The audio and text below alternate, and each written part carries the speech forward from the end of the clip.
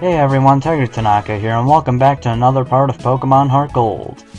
In the last part, we rematched the whole Elite Four and the Champion, and won easily, somehow. And in this part, we're back in Cerulean City to catch a very, very powerful Pokemon. Unfortunately, we're not going to be able to get to it without traversing a very annoying dungeon. You all know what I'm talking about. This is gonna suck for me. Anyways, HMs you're gonna need, or want. Need and want. You're gonna want Surf, Surf obviously to get there. Flash, maybe Rock Smash would come in handy. I don't think you need it, but you could bring it if you really wanted something. And I believe there's actually a hidden item around here. Yes, there is. Right here is a nugget. Very nice. Interesting fact is that in the original Gold, Silver, and Crystal, that guy would point out that his item finder went crazy, and on this little patch of land here, there'd be an item here called the... I don't remember what the exact name of it was, but it was something like Rage DNA or something. Only existed in those 3 games. It did not get transferred to 3rd gen at all. It basically is a one-time use item that automatically raised your Pokemon's attack stat to the maximum. So basically, you used it on the Pokemon, it automatically gave it +6 in attack. Anyway, this is the Cerulean Cave. Cerulean Cave is the most dreaded dungeon in all of Pokemon history. And it's pretty easy to see why after a while. Ironically enough, our prize that we're going for is actually right down that ladder, but we can't get to it without going the really long way. Now, the Cerulean Cave, it is a huge maze. Like, seriously, I've never seen a bigger maze in any Pokemon game than this, and yeah, like I said, a Rock Smash could come in handy, but you don't need it if I remember right. If I remember wrong, then I'll leave a thing of text on the screen now saying I am wrong, so that way if you're playing along with me, you'll know before I do. You won't get to the very end of the dungeon saying, oh shit, I need Rock Smash to go any farther. Now, to this day, I still don't know how to get through this place very well, especially since the format of this place keeps changing like every game. Like, they even changed it in the North American versions of Red, Blue, and Yellow. They changed it to a very simple version of the dungeon instead of the very complex dungeon it was in the original Japanese versions of Red and Green. And okay, I guess you do need Rock Smash, isn't that fun? Please tell me you still have it somewhere. Oh yeah, it's an HM in this game. Can Pikachu learn it? Thank you, thank you. Okay. Now that we have Rock Smash with us now. Yeah, we found a blue shard. That's something I never really went over, is that you can not only find wild Pokemon in rocks like that, but you can also find random items in there too. You can also, like, the more important ones you can find though are like the Pokemon fossils. Those are like really rare, and I think they're only on certain days of the week at certain times. So good luck finding those. PP up, very nice. And it sucks that I had to waste so much time figuring out you needed Rock Smash, though.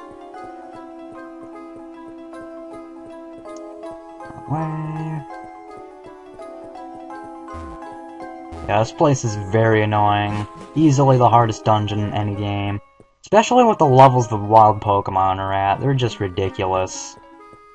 It's like, I'm actually amazed that my Repel hasn't failed me at all. Because the Pokemon here are so high leveled. Now, an interesting find here is that you can find Wobbuffet. Wobbuffet is a very unique Pokemon. It has the ability Shadow Tag, which prevents Pokemon from escaping, and it also doesn't have any offensive moves whatsoever. It can only do damage if it tanks hits from your attacks. Like, Counter and Miracoder, it's only two ways to do damage to its opponents. And those completely rely on the damage your opponent deals to you, so... yeah, not being able to run away and having to guess which move Wobbuffet's gonna pick, it's really risky.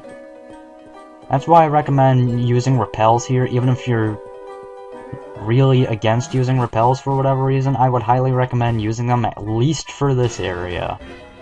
Otherwise, your Pokemon are most likely gonna faint to these Wobbuffet because they're so annoying. And random lag, okay. And like I said before, I have no idea how to get through this place, so I'm probably going the completely wrong way. But we'll find it eventually. Damn it. Getting there. I think this is the right way. I'm pretty sure this is the right way. I don't care, Billy. Yeah, I've noticed that when you get to one-option paths, that tends to mean that you're going the right way. I believe that rock climb stuff down there is just an optional thing. You don't need to do it. Got an item up here. Max Revive. That makes up for one of the ones I had to use against Blue. You guys are gonna love the blooper out of that video. I'm thinking about uploading the uncensored version of that, but if I do, I don't want to hear anyone being pissed off about there being too much swearing, because that's the whole reason why I made a censored version in the first place. Okay, why is this really slow all of a sudden? Anyways, we are going the right way now, so that's good. In fact, I think we're pretty close to the end here. I really, really hope we don't need to rock climb. I'm pretty sure we don't. That reminds me, we still need to get that. We do need to get that, I think. This is an item. Up there is where we need to go. Black Sludge, basically leftovers for poison types. What was I gonna... oh yeah. It's kinda bad when I already forgot my own team. Oh yeah, Crobat, Herpaderp. I guess I could give that to Crobat if I ever needed to.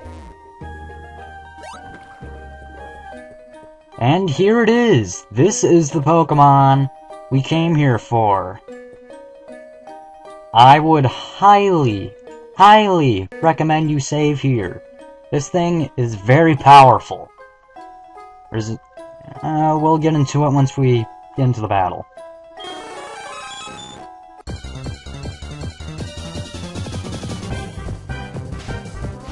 This is Mewtwo. Mewtwo is arguably the strongest psychic type out of any Pokemon game.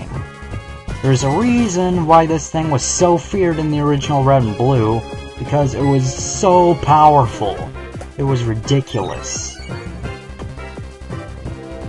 Mewtwo comes at level 70, has a catch rate of 3 like basically any other legendary. Special attack is monstrous. But man, if you face this thing in 1st gen where special attack and special defense were the same stat, good luck. That's all I can say. Especially when Amnesia existed back then, God. Because right now, it would have +6 special attack and special defense if this was 1st gen. The reason why I'm using Ice Beam right now is to freeze it. Got a crit, please don't kill, okay. Now, what Mewtwo does in this fight is that he has 2 unique moves. Power Swap and Guard Swap. Which, hence the names, switch you and your opponent's attack and defensive stats, depending on the move chosen. So that can be very useful for the player, because you can send out like a really weak Pokemon, it'll use Power Swap, and then switch back out so that it can't get any better, or so that it can't get its offensive stats back. Yeah, that can be a very, very good strategy if you want to do that. Alright, so let's start chucking Ultra Balls. That would have been amazing if I caught the hardest Pokemon to catch ever in one try. Yeah, Mewtwo isn't a Pokemon to be fucked with.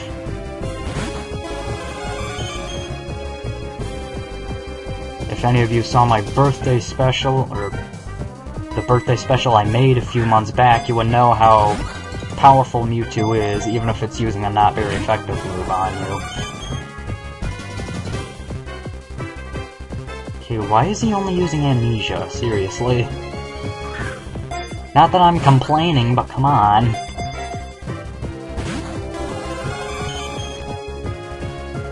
It was really bad in 1st gen when if you didn't inflict a Pokemon with a status condition, it would show text saying you missed the Pokemon. So, yeah, that was another annoyance you had to worry about. It's like, not only would the Pokemon break free out of your Pokeballs, but you also had a high chance of missing them. Holy shit, man! What was that, 5 Ultra Balls? Mewtwo, you've gotten soft over the years. Because its battle abilities were raised to the ultimate level, it thinks only of defeating its foes. No thanks. But yeah, I was gonna get into the whole backstory of Mewtwo and everything throughout that fight, but okay. And we're back at the very beginning of the cave now. But yeah, Mewtwo is the Pokemon back in Fire Red and Leaf Green that had a whole bunch of notes about it back in the Cinnabar Mansion, where it was saying it was genetically altered from Mew's DNA, and it became so cruel, and humans just abused it to the point where it just turned evil, because of all the shit it went through. So that's pretty much why Mewtwo hates humans and destroyed everything in that lab. I don't know what to do next. I know there's a few things I want to do, but one of them I actually almost did, but I already did it before. For some reason, I forgot I had done Lugia before, and I was just about ready to record it when I checked my PC for something with Flash. And then I saw, wait, Lugia's in my PC already, what the fuck, when did I do this? So yeah, that would have been a good blooper if I didn't realize that, but... Anyway, next time on Pokemon Heart Gold, I don't know what we'll be doing, so I'll just see you guys whenever this gets uploaded, and whenever the next video gets uploaded, so see you guys then.